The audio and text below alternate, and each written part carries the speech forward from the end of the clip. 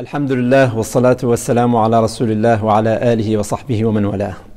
اللهم نور قلوبنا بالعلم وزين أخلاقنا بالحلم وافتح بيننا وبين قومنا بالحق وأنت خير الفاتحين. Nous savons tous que le Coran est le plus grand et le plus grandiose miracle qu'Allah a concédé à l'humanité. Quel est le secret de ce miracle qui fait qu'il a dépassé tous ceux qui l'ont précédé? Les uns peuvent répondre que ce miracle réside dans le style et la rhétorique, les défis qu'il a lancés pour l'imiter et le fait qu'il soit valable pour tous les temps et tous les espaces. Oui, tout ça fait partie du miracle du Coran. Mais le secret le plus grandiose de ce miracle réside dans sa capacité à transformer les choses et les personnes. Subhanallah. Transformer n'importe quel être humain pour devenir savant, connaisseur d'Allah, adorateur dans tous ses états et ses affaires, jusqu'au point de réaliser le sens du verset qui dit « Qul inna salati wa nusuki wa mahyaya wa mamati lillahi rabbil alamin la sharika lah » Dit certes, ma prière, mes dévotions, ma vie et ma mort sont pour Allah, le Seigneur des univers. Ces changements que provoque le Coran commencent par l'entrée de sa lumière dans le cœur et étape par étape, cette lumière envahit chaque partie du cœur et chasse l'obscurité due au péché, aux oublis et aux tentations. Ainsi, peu à peu, cette lumière prend de l'ampleur dans le cœur de la personne concernée et une nouvelle vie commence à pointer entre ses flancs qui lui fait adopter une ligne de conduite qu'il n'a pas connue auparavant. Allah subhanahu wa ta'ala dit à ce propos أَوَمَنْ كَانَ مَيْتًا فَأَحْيَيْنَاهُ وَجَعَلْنَا لَهُ نُورًا يَمْشِي بِهِ فِي النَّاسِ كَمَنْ مَثَلُهُ فِي الظُّلُمَاتِ لَيْسَ بِخَارِجٍ مِنْهَا. Subhanallah. Est-ce que celui qui était mort et que nous avons ramené à la vie et à qui nous avons assigné une lumière grâce à laquelle il marche parmi les gens, est-ce pareil à celui qui est dans les ténèbres sans pouvoir en sortir? Le Coran est l'âme vivifiante du cœur. Allah subhanahu wa ta'ala dit à ce propos وَكَذَلِكَ أَوْحَيْنَا إِلَيْكَ رُوحًا مِّنْ أَمْرِنَا مَا كُنْتَ تَدْرِي مَا الْكِتَابُ وَلَا الْإِيمَانُ وَلَكِنْ جَعَلْنَاهُ نُورًا نَهْدِي بِهِ مَنْ نَشَاءُ مِنْ عِبَادِنَا. نعم وَكَذَلِكَ أَوْحَيْنَا إِلَيْكَ رُوحًا مِّنْ أَمْرِنَا.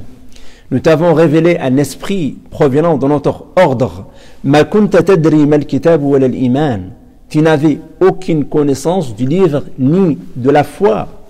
ولكن جعلناه نورا نهدي به من نشاء من عبادنا. Mais nous en avons fait une lumière par laquelle nous guidons qui nous voulons parmi nos serviteurs.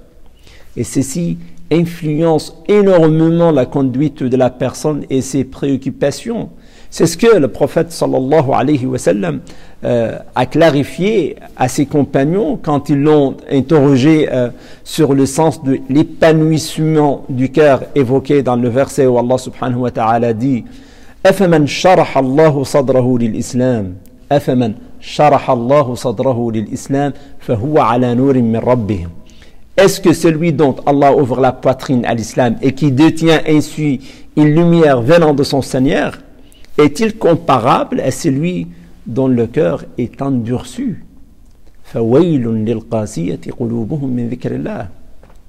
Alors, le prophète sallallahu alayhi wa sallam, pour répondre à leurs questions, il leur a dit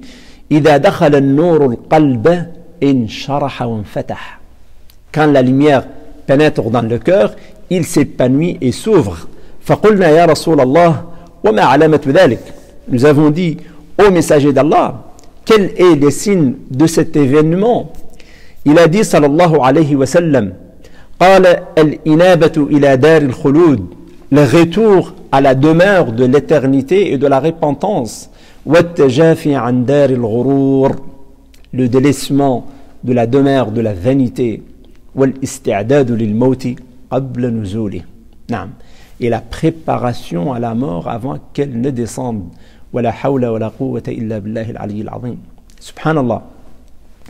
Les traces de ce miracle qui est le Coran sont nombreux. Allah subhanahu wa ta'ala, Allah le Très-Haut dit à ce propos: وَلَوْ أَنَّ قُرْآنًا سُيِّرَتْ بِهِ الْجِبَالِ أَوْ قُطِّعَتْ بِهِ الْأَرْضِ أَوْ كُلِّمَ بِهِ الْمَوْتَى بَلْ لِلَّهِ الْأَمْرُ جَمِيعًا. S'il y avait un Coran à mettre les montagnes en marche, à fendre la terre ou à faire parler les morts, ce serait celui-ci, ce Coran. Subhanallah. Le Coran exerce une influence supérieure à ce qu'on peut imaginer. Allah, l'exalté, nous a cité un exemple dans le Coran: لو أنزلنا هذا القرآن على جبل لرأيته خاشعا متصدعا من خشية الله. لرأيته خاشعا. Si nous avions fait descendre ce Coran sur une montagne, لرأيته خاشعا متصدعا من خشية الله. Tu l'aurais vu s'humilier et se fendre par crainte d'Allah. وتلك الأمثال نضربها للناس لعلهم يتفكرون. Et ces paraboles, nous les citons aux gens afin qu'ils réfléchissent. Subhanallah. Si les montagnes, imagine, si les montagnes ont été interpellées par ce Coran en jouissance de la faculté de la raison, elles se seraient laissées conduire par ces injonctions, et tu l'aurais vu, subhanallah, malgré sa solidité et son poids, soumise et fracturée et brisée par crainte d'Allah.